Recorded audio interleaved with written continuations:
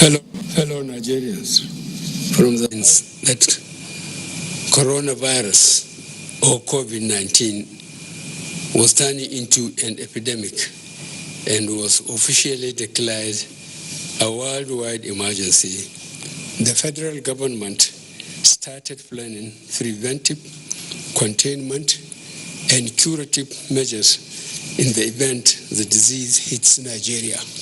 The whole instruments of government are now mobilized to confront what has now become both a health emergency and an economic crisis. Nigeria, unfortunately, confirmed its first case on 27 February 2020. Since then, we have seen the number of confirmed cases rise slowly.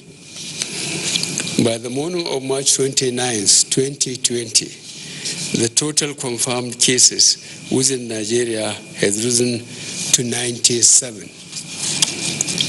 Regrettably, we also had our first fatality, a former employee of PPMC who died on 23rd March 2020. Our thoughts and prayers are with his family in these very difficult times. We also pray for quick recovery for those infected and undergoing treatment. As of today, COVID-19 has no cure. Scientists around the world are working very hard to develop a vaccine. We are in touch with these institutions as they work towards a solution that will be certified by international and local medical authorities within the shortest possible time. For now, the best and most efficient way to avoid getting infected is through regular hygienic and sanitary practices, as well as social distancing. As individuals, we remain the greatest weapon to fight this pandemic.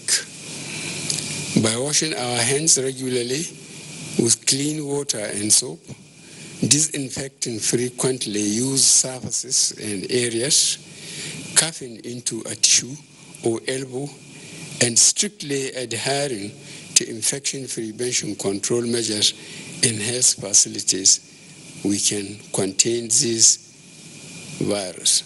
Since the outbreak was reported in China, our government has been monitoring the situation closely and studying the various responses adopted by other countries.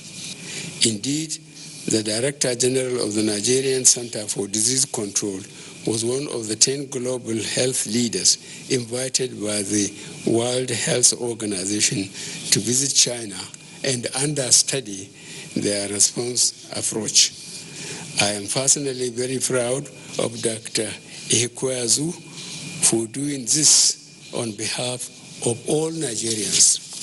Since his return, the NCDC has been implementing numerous strategies and programs in Nigeria to ensure that the adverse impact of this virus on our country is minimized.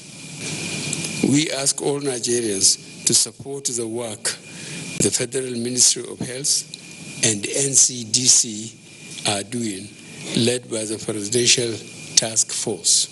Although we have adopted strategies used globally, our implementation programs have been tailored to reflect our local realities. In Nigeria, we are taking a two-step approach. First, to protect the lives of our fellow Nigerians living here, and second, to preserve the livelihoods of workers and business owners to ensure their families get through this very difficult time in dignity and with hope and peace of mind.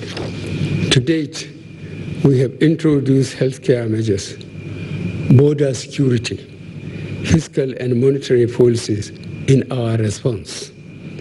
We shall continue to do so as the situation unfolds. Some of these measures will surely cause major inconveniences to many citizens. But these are sacrifices we should all be willing and ready to make for the greater good of our country. In Nigeria's fight against COVID-19, there is no such thing as an overreaction or an underreaction. It is all about the right reaction by the right agencies and trained experts. Accordingly, as a government, we will continue to rely on guidance of our medical professionals and experts at the Ministry of Health, NCDC, and other relevant agencies through this difficult time.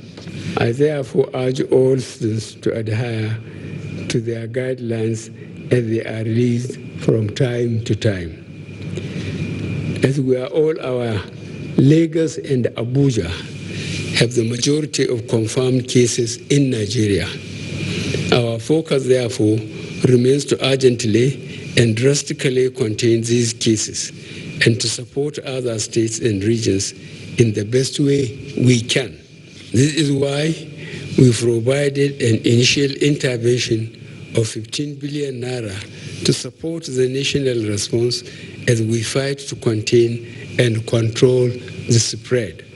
We also created a presidential task force to develop a workable national response strategy that is being reviewed on a daily basis as the requirements change.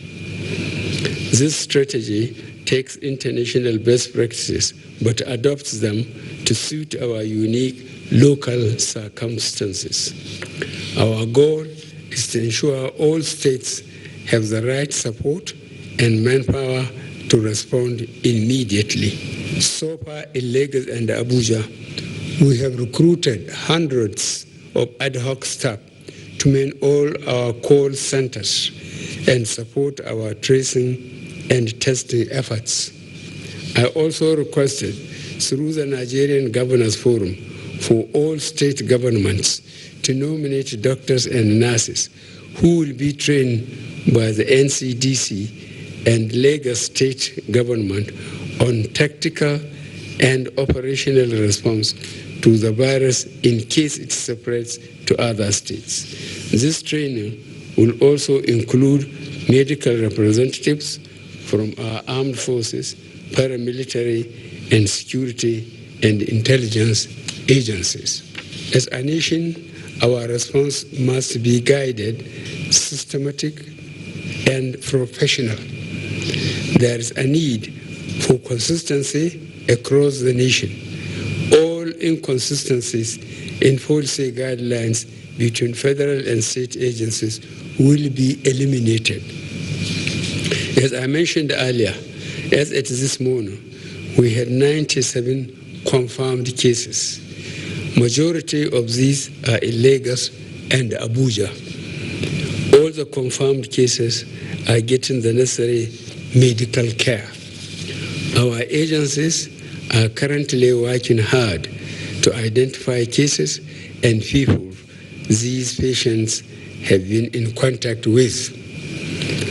The few confirmed cases outside Lagos and Abuja are linked to persons who have traveled from these centers. We are therefore working to ensure such interstate and interstate movements are restricted to prevent further spread. Based on the advice of the Federal Ministry of Health and the NCDC, I am directing the cessation of all movements in Lagos and the FCT for an initial period of 14 days with effect from 11 p.m. on Monday, 30th March 2020. This restriction will also apply to Ogun State due to its close proximity to Lagos and the high traffic between the two states. All citizens in these areas are to stay in their homes. Travel to or from other states should be postponed. All businesses and offices within these locations should be fully closed during this period. The governors of Lagos and Ogun states, as well as the minister of the FCT, have been notified. Furthermore, heads of security and intelligence agencies have also been briefed. We will use this containment period to identify, trace, and isolate all individuals that have come into contact with confirmed cases. We will ensure the treatment of confirmed cases while restricting further spread to other states. This order does not apply to hospitals and all related medical establishments, as well as organizations in healthcare-related manufacturing and distribution. Furthermore, commercial establishments such as A, food processing, distribution and retail companies, B, petroleum distribution and retail entities, C, power generation, transmission and distribution companies, and D, private security companies are also exempted. Although these establishments are exempted, access will be restricted and monitored. Workers in telecommunication companies, broadcasters, print and electronic media staff who can prove they are unable to work from home are also exempted. All seaports in Lagos shall remain operational in accordance with the guidelines I issued earlier. Vehicles and drivers conveying essential cargoes from these ports to other ports of the country will be screened thoroughly before departure by the port's health authority.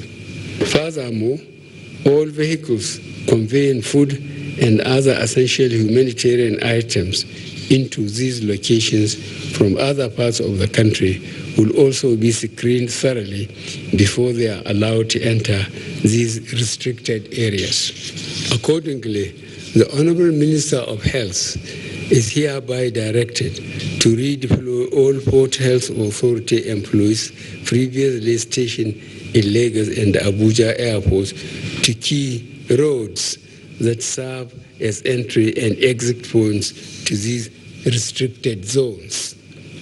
Movements of all passenger aircraft, both commercial and private jets, are hereby suspended. Special permits will be issued on a needs basis. We are fully aware that such measures will cause much hardship and inconvenience to many citizens, but this is a matter of life and death. If we look at the dreadful daily toll of deaths in Italy, France, and Spain. However, we must all see this as our national and patriotic duty to control and contain the spread of this virus. I will therefore ask all of us affected by this order to put aside our personal comfort to safeguard ourselves and fellow human beings. This common enemy can only be controlled if we all come together and obey scientific and medical advice.